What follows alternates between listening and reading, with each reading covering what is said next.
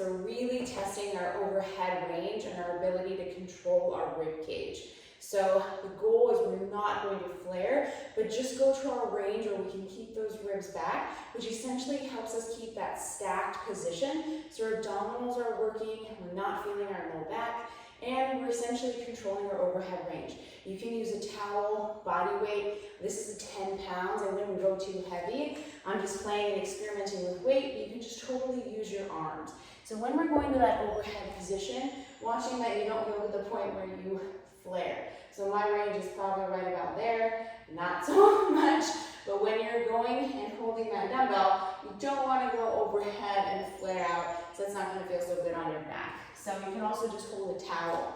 So I'm holding the dumbbell, inhale at the top, exhale those ribs back, and then I'm going to come down right about there before I feel like I'm going to flare, and then I come up.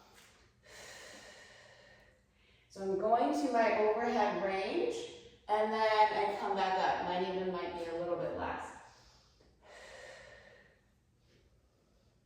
As soon as you feel like you're about to lose that stack, that is your range.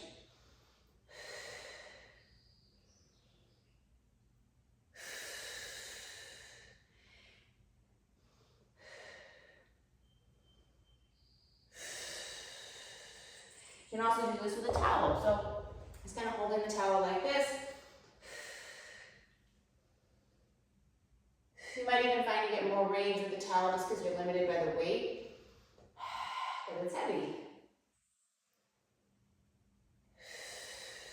And you find yourself shifting, kind of like me, you can even take that offset position with the left foot tiny bit behind the right.